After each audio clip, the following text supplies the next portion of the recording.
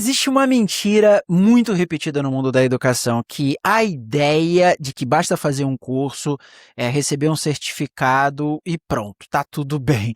Mas será que, de fato, um certificado tem a capacidade de transformar uma pessoa? Será que acumular informação, acumular livros, diplomas, palestras, é suficiente para mudar a sua e a minha vida?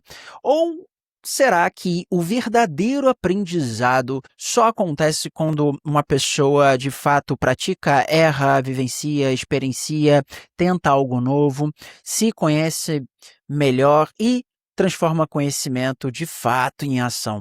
Bem, hoje nós vamos falar sobre educação, comunicação, desenvolvimento profissional, autoconhecimento e até de futebol. Bem, no fundo, a conversa é apenas sobre uma coisa: transformação. Então, vem comigo, porque para essa conversa de hoje eu recebo o Bruno de Oliveira Lima. Ele é professor, administrador, escritor, empreendedor e autor de 3 excelentes livros que traduzem os principais pilares da sua própria trajetória: comunicação, autoconhecimento, inclusão, educação focada em desenvolvimento pessoal, esporte e identidade. Bem, o Bruno, ele é professor, administrador, escritor e empreendedor. E a trajetória dele começou no universo da administração, gestão, liderança, atendimento, processos e negócios. Mas, com o tempo, ele percebeu que sua maior realização estava em compartilhar aquilo que ele mesmo tinha aprendido. Esse era o propósito dele. Bem, a educação deixou apenas de ser uma atividade profissional e passou a ser parte central da sua identidade, por que não? Bem, hoje o Bruno, ele ajuda jovens, adultos, estudantes, empreendedores e empresas a desenvolverem comunicação, qualificação, confiança, autonomia, e outras competências profissionais. Além disso, como eu disse, ele é autor de 3 livros. O primeiro é Do Medo de Falar ao Domínio Total, onde ele defende que comunicação não é um dom, mas habilidade que pode ser treinada com prática e constância. O segundo livro é Vida em Modo Camuflado, uma obra onde ele compartilha a descoberta tardia do autismo aos 44 anos, abordando o diagnóstico tardio, a camuflagem, o autoconhecimento, pertencimento e inclusão. E o terceiro livro, que é A Paixão que o Brasil Perdeu, onde ele usa o futebol como um cenário para refletir sobre cultura e identidade brasileira e transformações sociais. Bem, você já viu que tem muito assunto hoje para a gente conversar com o Bruno, e hoje a gente vai conhecer o Bruno por trás de todos esses livros, da sua forma de pensar, e por que ele acredita que conhecimento de verdade precisa sair da teoria para poder, de fato, transformar a vida. Bem, Bruno, seja muito bem-vindo hoje. Como é que você está? Bom dia, Gabriel. Primeiro, quero agradecer por estar aqui, né? Esse momento ímpar, né? E queria pegar um gancho numa fala sua, onde você falou do conhecimento. Eu costumo falar em sala de aula para os meus alunos que não adianta a gente ter mestrado, doutorado, estudado o que for, se a gente não consegue transmitir esse conhecimento. Porque senão a gente joga ele todo no lixo. Porque a gente reter conhecimento é lixo, né? Então a gente tem que ser multiplicador de conhecimento. A gente tem que facilitar a vida das outras pessoas. Então, conhecer é isso. A gente passar adiante, multiplicar, facilitar para os outros. Então, é uma vez um prazer estar aqui e poder transmitir um pouquinho do meu conhecimento junto aqui no seu podcast. Bem, Bruno, eu quero te conhecer um pouquinho melhor, nossa audiência também. Então, para isso, você que está nos assistindo, já se prepara para curtir, compartilhar e comentar nesse vídeo aqui. Comenta as dúvidas que vão aparecendo, então fica à vontade para usar essa parte aqui de baixo. Já vai preparando a tua mente para poder identificar quem é a pessoa ou um grupo de WhatsApp com pessoas que você pode compartilhar aqui o link. E, poxa, já curte, porque vai ser incrível esse bate-papo aqui, sem sombra de dúvida. Bem, Bruno, eu quero entender quem é o Bruno por trás de tantas atribuições. do que o Bruno é feito, é isso que eu quero entender, porque a sua trajetória, ela passou pela administração, pela gestão, pela liderança, atendimento, processos, negócios. Bem, talvez um bom ponto para a gente partir seja o que esse mundo tão diverso, e principalmente o mundo empresarial, te ensinou. Gabriel, é, acho que tudo é reflexo dessa. Começando do meu segundo livro, né? A do autismo. Por quê? Porque a gente não se sentia. Eu me sentia uma bola fora da caixa. Chegava na empresa e, sabe, aquela coisa assim de que não tem algo errado. E o autista tem uma característica marcante do quê? De ser muito justo. Ele não aceitar as injustiças da vida, mesmo quando não é com ele. E aquilo me incomodava demais, sempre me incomodou. E aí eu comecei, cara, tem alguma forma de eu mudar isso? E aí eu comecei a pensar aonde eu posso mais transformar vidas. Foi aonde eu parti para a educação, sabe? É aonde a gente tem mais contato, onde a gente consegue multiplicar 40 vezes, né? Porque são 40 alunos no mínimo em a sala, onde a gente tem poder muito maior de transformação, sabe? Quando eu recebo uma mensagem de um aluno, depois que acaba o curso, fala, professor, consegui um emprego graças às dicas que você deu, minha vida mudou graças a você. Então, é isso o mais gratificante. Você vê o poder de influência que você teve na vida de uma pessoa. Você transformar a vida de um aluno. Né? Porque você fazer algo, mas atrás dos bastidores que ninguém sabe, às vezes a gente quer se engrandecer, mas não. Mas a gente tem que fazer para transformar aquela vida. Se um sair transformado, é o melhor pagamento que a gente tem. Bem, Bruno, você acredita numa forma de educação muito prática, muito vivida a educação, não uma educação de certificado de livro apenas. É claro que tem que ter uma formação, essa formação tradicional, mas faz parte do aprendizado colocar em prática. Por que que você acha assim que tantas pessoas ainda hoje confundem fazer um curso, um treinamento, workshop, ou até mesmo uma faculdade, uma formação, uma pós, com realmente aprender? Eu acho que a educação, ela foi perdendo alguns valores há muito tempo e foi se transformando, né? Quando eu começo um curso, uma aula, eu costumo falando para os meus alunos, que a maioria são adultos de 16 a 70 anos, que eu não trabalho pedagogicamente. Aí eles esbugalham o olho. Como assim, professor? Pedagogicamente, por quê? A pedagogia é a gente ensinar para a criança, onde a criança ela vai estar repetindo o que o professor faz. O centro da educação na pedagogia é o professor. Ele faz e os alunos repetem. Eu costumo falar que as minhas aulas são andragógicas. Aí eles olham assim, como assim? Que palavra é essa que eu nunca ouvi falar? É onde a construção de saber constante, todo mundo constrói. Os exemplos de vida, o que cada um traz, ajuda nessa construção de valores, sabe? Então, tem aula que o que era para sair em 10 minutos fica 4, 5 horas e flui. Por quê? Essa construção, essa cumplicidade entre professor e aluno valoriza o aprendizado. E dentro desse universo que você defende, a comunicação é extremamente importante, né? Como você falou agora. Poxa, a gente troca, a gente conversa, a gente pega experiências das pessoas para poder engrandecer a nossa experiência e assim aprender para se transformar. Bem, você acha que comunicação é um dom? Algo que algumas pessoas nascem, outras não? Gabriel, de forma alguma, sabe? A gente vê pessoas que, assim, não sabiam se comunicar e começaram. Se a gente for analisar claramente, eu, Bruno, teria todos os indícios para não ser comunicador. Por quê? O autista em si, ele já não tem facilidade para se comunicar. E eu tive um trauma na época do ensino médio, que uma professora me obrigou a apresentar um trabalho, ela me puxou, me arrastou para frente de toda a sala e acabei fazendo xixi na frente de sala, ficando tão nervoso, primeiro ano do ensino médio. E eu pensei, agora eu nunca mais vou falar em público. E aí eu fiquei sendo zoado pela turma e tal, primeiro, segundo, terceiro bimestre. Eu falei, não, vou mudar a chave. E aí foi onde ela passou, ou a mesma professora passou um trabalho, e eu pensei, não, esse quem vai apresentar sou eu. E aí a turma toda debochou, ela também, eu falei, quem vai fazer sou eu. E eu lembro como se fosse hoje, era um trabalho sobre drogas derivadas do ópio. Consegui ir na delegacia aqui em Brasília e pegar drogas derivadas, eles foram lá, os policiais demonstraram e tudo.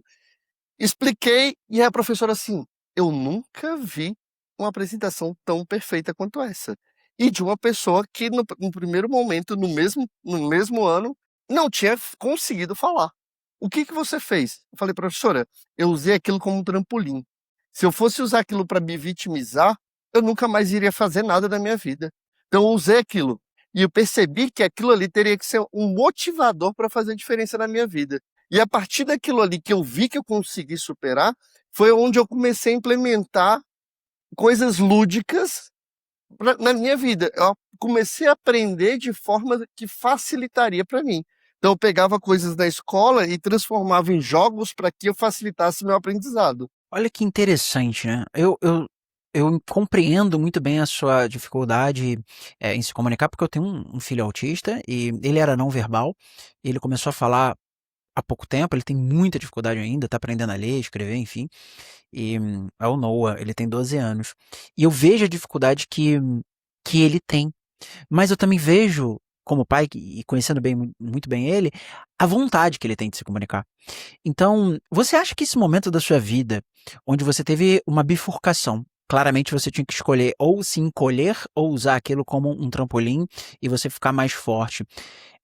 Por acaso, foi nesse momento, talvez, que tenha nascido o seu livro Do Medo de Falar ao Domínio Total? Você acha que foi aí que ele nasceu? Eu acho que ele começou ali, né? É, ali foi aquele pontapé onde eu despertou a chama, né? E ali, a partir dali, já ficou alguma coisa dentro de mim. Depois daquilo ali, eu comecei a ministrar alguns cursos de oratória, sempre trabalhei com os meus alunos, mas assim, eu falava com as pessoas, vou escrever um livro sobre oratória. As pessoas, para, Bruno. E aí eu falei, e vai ser um exercício por dia, porque eu quero algo prático. É mal do autismo, né? Isso é tudo muito prático. Esse negócio de ficar muito assim, enchendo linguiça, como as pessoas falam, né? As pessoas prolixas, irrita o autista. E então, eu quero algo prático, algo que a pessoa compre, leia e consiga se desenvolver sozinha. Ah, vai ser isso. 365 exercícios, um por dia para a pessoa se capacitar. São exercícios práticos, fáceis, que qualquer leigo consegue desenvolver. Então você acha que esse livro é exatamente para que tipo de pessoa? Para quem quer ter uma comunicação eficaz.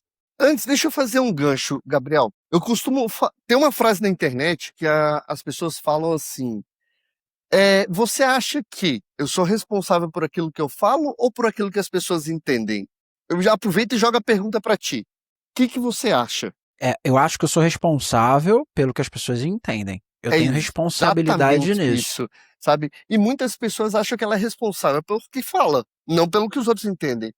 Então, quando a gente é um comunicador, quando a gente é uma liderança, a gente tem que ter essa clareza. Se o meu funcionário, se o meu liderado, se a minha equipe, se o meu aluno não entendeu o que eu falei, a responsabilidade é minha, porque eu não comuniquei com eficácia, com qualidade. A comunicação teve ruídos. Então, tem professor que não gosta de ser questionado. Professor, não entendi, tem como você repetir? Não, eu tô ali para isso. Se precisar repetir uma, duas, mudar a forma como eu tô falando, eu tenho que mudar, sabe? E não só na sala de aula. Por exemplo, vamos supor que você é um advogado. E aí eu tô tendo tô precisando de contratar um advogado para uma causa trabalhista, por exemplo. E aí você vem com todos aqueles termos técnicos. Não, porque eu falei assim, o que esse maluco tá falando? Então, é a gente perceber que para cada ambiente a gente tem que usar a linguagem apropriada e se aproximar da pessoa que vai ser nosso interlocutor. Às vezes a pessoa não tem uma escolaridade baixa, então isso dificulta, Então, quando você aproxima, cria essa familiarização com o seu interlocutor, facilita a comunicação. Então é esse interesse em se responsabilizar pelo que o outro entende, não só por você e pela mensagem, mas pelo que o outro entende também, é que fomenta essas ferramentas lúdicas que você utilize e a sua forma de dar aula é por aí? Sim, sem sombra de dúvidas, sabe? Por exemplo, acho que a ludicidade ela facilita demais o aprendizado. A gente pensa assim: ah, não, mas esse tempo de escrever no quadro passou? Não. Tem professores que fazem assim ainda. Eu costumo falar que não são professores, são repassadores de conteúdo. Porque se você pegar um morador de rua que sabe ler e escrever e falar assim, ó, copia isso aqui no quadro, ele vai fazer. Repassador de qualquer conteúdo, qualquer um dá conta. Agora, você pegar o conteúdo, facilitar, mastigar e devolver para o seu aluno de uma forma mais fácil, entendível, didático, não é qualquer um. Aí tem que ter o dom. Então é isso. Professor tem que ter o dom. Tem muitos que vão pelo salário. Quando vê os perrengues da vida de professor, pula fora. E Bruno, a gente está falando do professor, mas vamos falar da outra ponta também, que precisa se responsabilizar pelo seu próprio aprendizado. Quanto à vontade do aluno se transformar, existe a possibilidade dele de fato se transformar se ele não for ativo na participação desse processo de aprendizado? Com certeza não. Por quê? Não adianta, a motivação é algo interno. Não adianta você estar aqui triste, abatido, aí vai lá, Gabriel, vamos, que não sei o quê. Se a pessoa não quiser, não tem como fazer. Eu costumo falar para os meus alunos que nem se Jesus aparecer na frente de alguns, ele vai motivar. Então, a motivação depende única e exclusivamente de cada pessoa. O professor pode tentar, pode mandar uma mensagem, pode, mas se a pessoa não quiser, não tem nada que vai superar ela, sabe? Por exemplo, pouco antes da gente começar aqui, hoje, Gabriel, uma aluna me mandou uma mensagem falando que ia desistir porque ela trabalha 12 por 36. Aí eu falei para ela assim: vem cá, você lembra do compromisso que você assumiu de ir até o final do curso? Lembro, professor, mas está puxado, eu tenho que cobrir outros. Falei: a vida é feita de sacrifício. Se você não tiver sacrifício, você não vai conseguir chegar onde você quer. E para você mudar a sua história, vai ser cada vez mais difícil. Então pensa, você quer ficar da forma como você está hoje e manter o seu futuro igual hoje, ou você prefere lutar e fazer diferença? Ela professor, eu entendi o recado. Vou pegar uma declaração da empresa, levar lá para justificar minhas faltas e vou continuar no curso. Então, às vezes, a pessoa precisa de uma chacoalhada, mas ela tem que internalizar o que é falado. Porque, querendo ou não, eu creio que, assim, a gente já tem pessoas demais dando porrada na nossa cabeça, né? Então, a gente precisa ter alguém que vai motivar, que vai confiar no nosso potencial. Às vezes, as pessoas que matam os nossos sonhos estão dentro da nossa casa, mas a gente tem que ser... Eu costumo falar para os meus alunos, não, a gente tem que ser as pessoas que vão motivar, fazer as pessoas sonharem. E tem uma música do grupo Reverb, não sei se você conhece, que é a criança que você já foi um dia. Eu costumo passar lá em sala para quê? Para eles despertarem. E aí eu pergunto para eles: se a criança que você foi um dia encontrasse com você agora, a criança de 5 anos encontrasse com você agora, o que que ela diria? Poxa, você matou meus sonhos. Ou você está indo por um bom caminho? Então, serve de uma reflexão para eles pararem e pensar: aonde eu tô? O que que eu tô fazendo? O que que eu quero para minha vida? É isso? Então, é justamente isso. É necessário a gente fazer eles despertarem para a vida deles. Mostrar que eles são protagonistas da própria vida e não coadjuvante. Tem alunos que chegam jogando responsabilidade para pai, para mãe, para esposo, para filho. Eu falei: não, não. Eles são coadjuvantes da sua vida. Eles dependem de vocês até determinado momento. Mas você tem que ser o protagonista. Você tem que lutar para buscar o seu Oscar de papel principal. E não ser mero coadjuvante da sua vida. E aí eles estatalam o olho. E Bruno, nesse ato da sua vida, que é o ato do diagnóstico, nesse momento, quando você teve o diagnóstico, como é que foi? Você acha que se aumentou o protagonismo da sua própria vida depois do diagnóstico? Como é que foi receber esse diagnóstico? E como é que foi olhar para trás e revisitar sua própria história agora com uma nova lente que o diagnóstico te deu? Gabriel, se eu pudesse voltar ao dia do diagnóstico, eu optaria não comentar para algumas pessoas. Por quê? A nossa sociedade é muito escrota, sendo bem sincero, com a pessoa PCD. Eu recebi o laudo tem mais ou menos uns 4 meses, né? Então, algumas pessoas fazem piadas jocosas, né? Então, aluno super acolheu. Então, dentro de sala de aula, eu já coloco o quê? Por favor, não arraste as cadeiras. E eles brigam entre eles quando um arrasta. Por quê? Porque sabe que para mim é uma tortura, né? Então, é, e esse processo, lógico que é um luto, como a psicóloga e a psiquiatra falaram, porque é um processo de dor. Você, do nada, você, em tese, é normal, e do nada, aos 44 anos de vida, você é autista. Só que não é assim. Você foi autista a vida inteira e descobriu a partir daí. E muita coisa começou a fazer sentido. E isso é o que eu relato no meu livro. Por quê? Os burnouts autísticos que eu tive, os mascaramentos que tinha. Então, por exemplo, eu nunca me imaginei dando aula, mas como eu falo para os alunos, eu visto um personagem para dar aula. E isso é uma forma de mascaramento. Até um tempo atrás, eu literalmente vestia o personagem. Como assim? Eu ia fantasiado de Coringa, de vários personagens. E ligava ao conteúdo da aula do dia, sabe? Por quê? Para trazer o lúdico. Porque quando tem o lúdico, ele facilita o aprendizado. Quando a nossa educação é mecânica, o aluno vai olhar assim, o que eu estou fazendo aqui? Sabe? Então, o aprendizado ela tem que ser gostoso, ele tem que ser algo prazeroso. Se a gente deixa aquele negócio mecânico que as pessoas aprendem por, ai, estou fazendo um curso só porque eu preciso. Quem é que vai querer estudar? As pessoas já acham o estudo algo maçante, então a gente tem que facilitar o aprendizado dos alunos. Você compartilhou a sua experiência nesse livro que é o Vida em Modo Camuflado. Bem, como é que foi a experiência de escrever esse livro para você? Foi doloroso.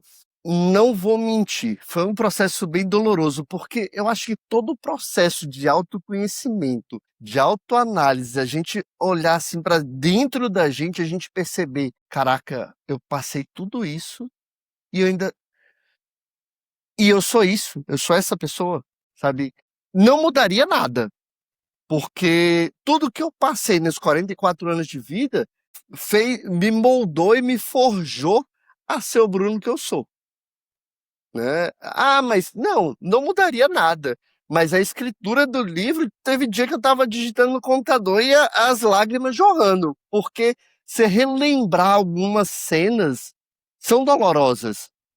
Você pensar assim que na época de ensino fundamental e médio eu era chamado de burro, de preguiçoso, que eu não gostava de estudar na escola, mas ninguém procurou entender o que acontecia, sabe? Então, o autista, ele já é estereotipado pela sociedade. E antigamente era pior, porque não se falava em autismo, né? Sim. E as pessoas autistas têm um desenvolvimento cerebral diferente, o que faz com que a percepção deles seja diferente, ou seja, o mundo deles seja diferente. Então, a forma que lida com as situações é muito diferente. Talvez isso tenha sido uma raiz importante na vertente do seu estilo de educação, onde você não se prende a fórmulas prontas para poder passar o seu conhecimento.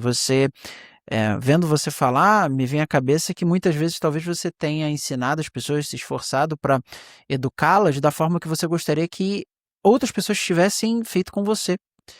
E, bem, podem ter alunos autistas, mas chuto eu que a grande maioria não é autista. E você vê que um formato pensado por um autista que viveu experiências que não são neurodivergentes, né? Fez com que você tivesse ferramentas muito próprias e eficazes para passar o que você queria passar. É, e eu concordo plenamente com você. As pessoas, por falta de entendimento, por não conhecerem, elas tratam mal os autistas. Eu moro em Portugal, né? E eu vejo uma diferença muito clara. Aqui tem menos conhecimento sobre o que é autismo do que no Brasil, pelo menos os lugares que eu conheço, né? As pessoas com que eu já lidei. Porém, a gente vê uma vontade muito maior de aprender. E isso, por si só, essa vontade de saber o que é e de ajudar, que vem da educação básica dentro de casa, já é suficiente para você ter um estilo de vida muito melhor. Só a vontade de se interessar pelo outro já é o suficiente para um autista ter uma vida muito melhor. Então, a gente tem responsabilidade sobre a outra pessoa, como você falou no início com relação à comunicação. Não é só sobre a gente. Bem, só que em algum momento, e eu estou muito curioso para entender isso, você teve um clique. Você teve um clique e falou: não, eu quero escrever um livro que fale sobre futebol. Eu quero entender isso, eu quero Então, entender um pouco a paixão que o Brasil perdeu. Eu quero entender se é um livro de futebol, é um livro que utiliza o futebol para uma outra mensagem. Eu quero entender isso. no livro de autismo, tem um fato que eu cito, que eu coloco lá em determinado momento, que eu tava no mundo da lua, em sala de aula. E aí eu peguei e comecei a escrever, fazer cenários de futebol. Tabela, campeonato, time A jogando contra B, não sei o que, na parte de aviso que as professores preenchiam. A professora pegou minha agenda. Bruno, por que você não está fazendo atividade? Ah, porque essa atividade não me chamou atenção. O autista tem isso, né? O sincericídio, né? Ele fala quando pensa, já foi. Aí eu olhei assim, oh. Aí ela pegou minha agenda, escreveu o aviso, mas não pode isso aqui, tá toda rabiscada de coisa de futebol. Pode sim, a agenda é minha, eu faço o que eu quiser. Aí eu tomei advertência, levei pra casa, minha mãe, não acredito que você tomou advertência por conta disso. Ah, o professor quis me dar, eu ia fazer o quê? E ali era a paixão, o meu hiperfoco, futebol. Meu pai era apaixonado por futebol. Não é à toa que eu fiz, depois que ele faleceu, eu fiz a tatuagem aqui, com a assinatura dele e uma bola, né? Remetendo à paixão dele. E eu aprendi a amar o futebol com ele. O meu irmão, que faleceu também, era totalmente apaixonado por futebol. E ali era meu hiperfoco. Não, sempre fui o jogador carniceiro, não sabia jogar porra nenhuma de futebol. Mas eu gostava de estar ali, de ver tudo ali. Então ali já era meu hiperfoco. E aí, conversando com muitas pessoas, eu percebi que as pessoas, mas a gente já não tem mais a paixão do futebol que a gente teve em outras Copas. Já não se pinta as ruas como antigamente, já não tá mais aquela. Aí eu falei, isso dá um livro. Aí o pessoal, você tá ficando louco, Bruno? Não, não tô ficando louco. Isso dá um livro. A paixão do futebol que se perdeu. A gente perdeu o encanto. Mas aí eu fui escrevendo justamente por isso. Os vários motivos que levou a gente a perder, sabe? Esse encanto, essa paixão pelo futebol. Hoje, um dos motivos, os jogadores saem daqui, vão para a Europa já milionário. Ele não tem menor paixão por jogar. Hoje, para você fazer uma formação, por exemplo, você, Gabriel, decidiu ser treinador. Antigamente, você fazia um curso de educação física e bastava. Hoje, você tem que fazer as licenças e etc. para poder ser. Então, para você chegar a um time de ponta, você tem que gastar quase 20 mil.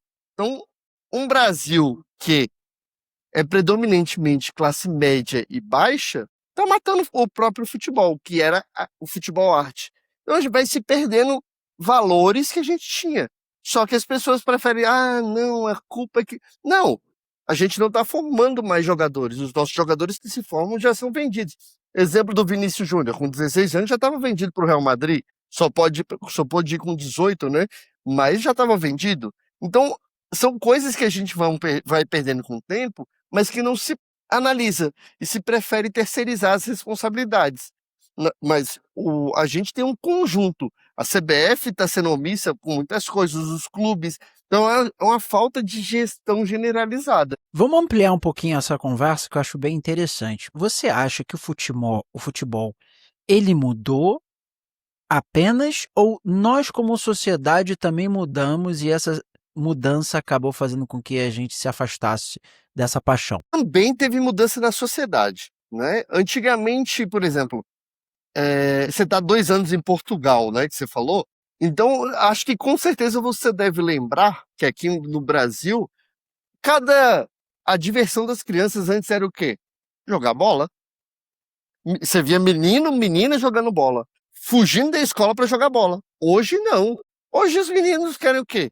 Ser influencer, ser youtuber. Acabou aquela paixão. Por quê? Foi se perdendo, a sociedade foi mudando. Agora aqui no Brasil, não sei se ainda em Portugal também tá. O objetivo deles é farmar a áurea, né? Mano, Eu não sei o que é isso, eu não consigo entender. Eu já vi, mas eu não entendi ainda. é como uma dupla sertaneja, esqueci o nome dessa dupla sertaneja, fez a música muito boa. Malabares imaginário. A melhor definição do farmar áurea pra mim é essa. O malabares imaginário. Então a gente vai bestificando tudo, sabe? A própria educação. A gente olha a reprovação. Tá algo banal, sabe? Eu conheço aluno do 3º ano do ensino médio que não sabe escrever o próprio nome e conclui o ensino médio. Como? Me diz. Ai, não pode reprovar porque vai reter o aluno. Mano, a retenção ajuda. Ou ele vai tomar vergonha na cara e buscar aprender, ou agora, chegar no 3º ano do ensino médio e não sabe assinar o próprio nome, isso é vergonhoso, isso é deprimente. A educação está catastrófica. Aí você fala, ah, não, por que não? Não, não é. A gente está sucateando a nossa educação. Eu não quero nem por isso. Fico até triste falando disso. Prefiro falar dos teus livros e. Bem, são tão. Assuntos tão. A quem não conhece, né, bem você, a tua história, no íntimo, parece assuntos tão desconectos. Mas existe algo que une todos eles, na sua opinião? Sim, a transformação. Acho que todos eles veio para transformar vidas. O do futebol vai transformar através do futebol. E digo de passagem, eu não cheguei a comentar contigo nos bastidores, Gabriel. A renda do futebol todo vai ser destinada para um projeto social que eu estou abrindo aqui em Brasília para educação de esportiva. Estou cursando educação física, então, para montar esse projeto social, então toda a renda desse livro do futebol vai ser destinada a ele. Para a gente, vôlei e futsal inicialmente, para trabalhar com adolescentes, tirar da rua mesmo, sabe? Por quê? Fazer algo diferente, sabe? E antes de educar no esporte, eu quero formar cidadãos, fazer a diferença na vida dessas crianças. Você ser mais um, é o que eu costumo falar para os meus alunos. Ser mais um já está cheio de um aí no mercado. Então você tem que fazer a diferença onde você estiver. Ah, professor, mas a maioria das empresas está pagando um salário mínimo. Então faça a diferença pelo seu salário mínimo, porque é esse seu salário mínimo que está pagando suas contas hoje. É isso que a gente tem que pensar. As pessoas querem trabalhar, mas para dar 0,5% ao dia. Não, faça o melhor que você puder, sabe? Por quê? Se você um dia, se a empresa precisar conter gastos, se você está dando o seu melhor, você vai ser o primeiro que ela vai falar, esse aí não pode sair. Agora, se você leva na barriga, é um funcionário mediano, esse vai ser o primeiro a cortar. Com certeza. Vamos falar um pouquinho desse universo de empresas e negócios que você também faz parte. Muitos problemas empresariais, no fundo, são de. Podem ser até causados por pessoas que não se desenvolveram bem em termos técnicos e educacionais, né? Eu quero entender um pouquinho, Bruno, de você, que problema de fato você resolve dentro de empresas e com relação a equipes e gestão, como é que você pode ajudar? Que tipo de empresa você ajuda? Que problemas você resolve? Gabriel, eu sou formado em administração com habilitação em análise de sistema e tenho uma pós na parte de RH. Eu, particularmente, sempre fui apaixonado por lidar com pessoas. Apesar de pessoas serem uma incógnita, né? Eu costumo falar para os meus alunos assim: quantas pessoas tem no nosso planeta? Ah, eles, 8 bilhões. Agora imagina se esses 8 bilhões fossem o Gabriel. Ia ser chato demais. Por quê? Isso é tudo muito previsível. Primeiro que todo mundo com a mesma lata, né? E tudo muito previsível. O dia que tivesse estressado, os 8 bilhões estressados. Então, eu costumo falar que eu trabalho liderança, comunicação e formação profissional dentro da empresa. Por quê? Formação é contínua. Não é você pegar, jogar o funcionário como algumas empresas fazem. Não, acompanhe o Gabriel, ele que vai te dar o treinamento. Aí o Gabriel fica só escondendo o serviço e não dá treinamento. Então, o treinamento ele é contínuo. Você tem que estar avaliando o funcionário, você tem que estar dando feedback, você tem que fazer o funcionário evoluir.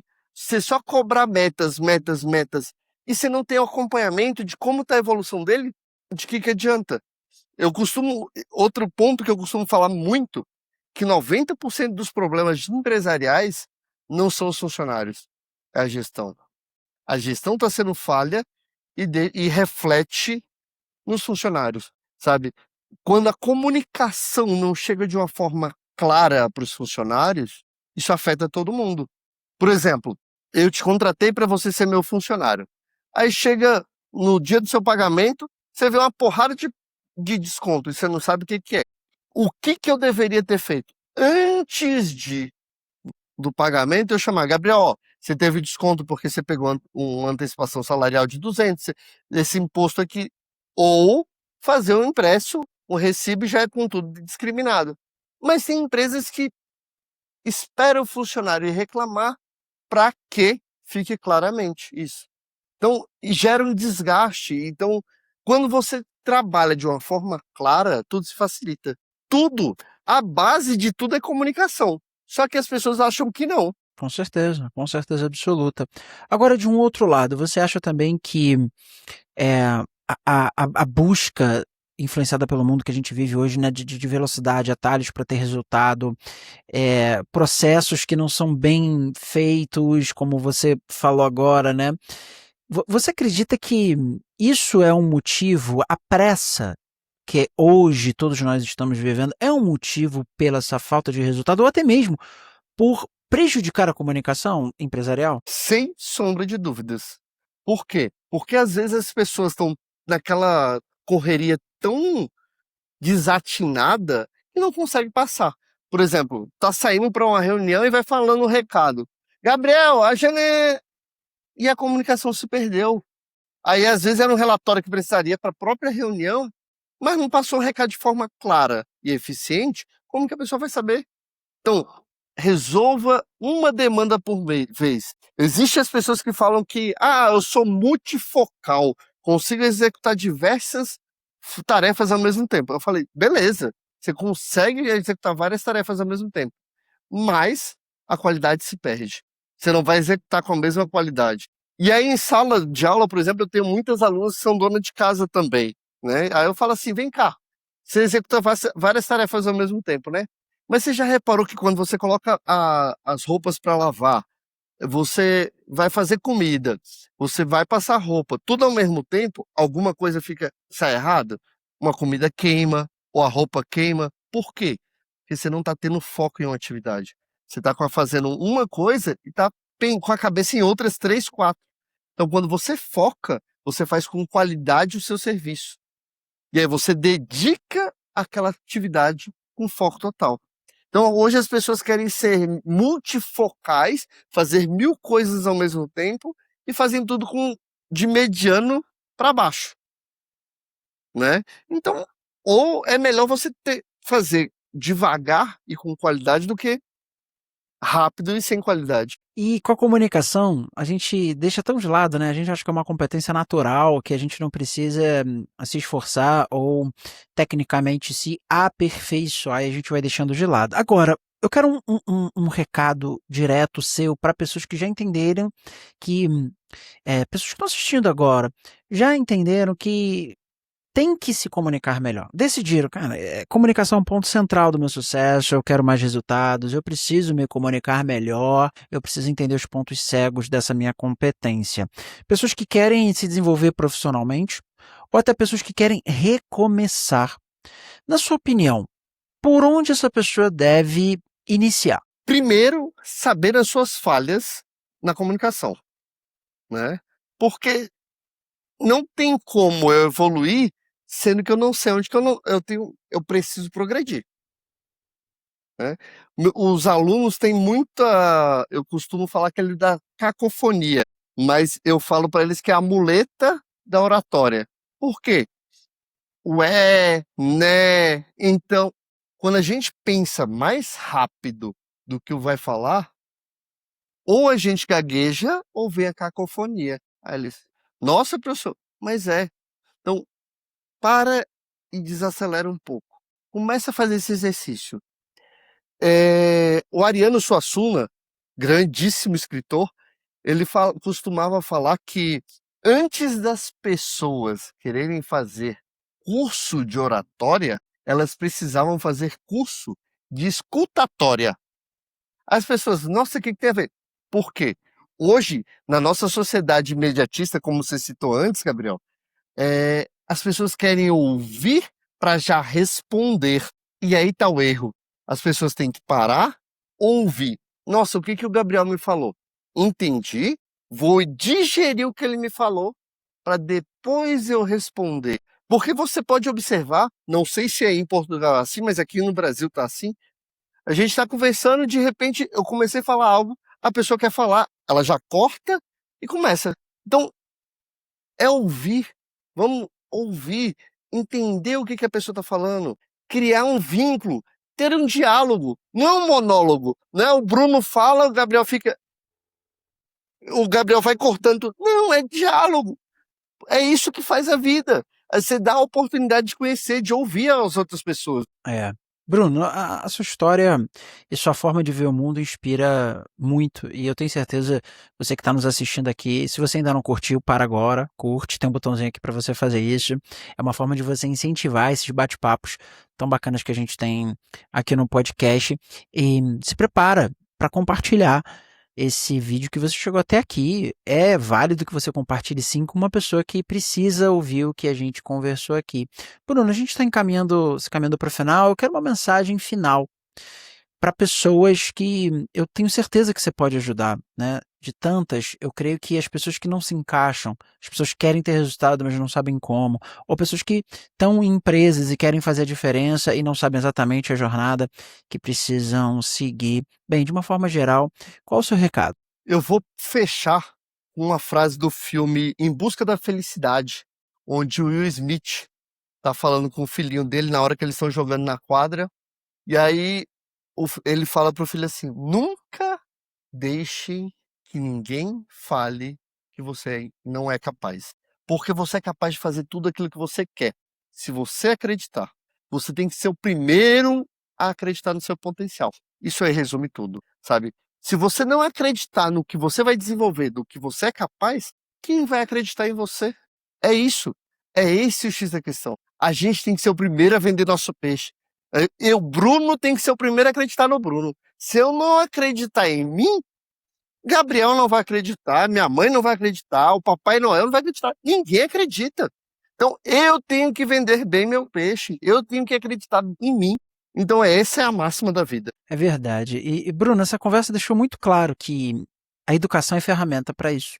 Que não é apenas certificado, não é diploma. Educação de verdade, ela tem que vir com prática.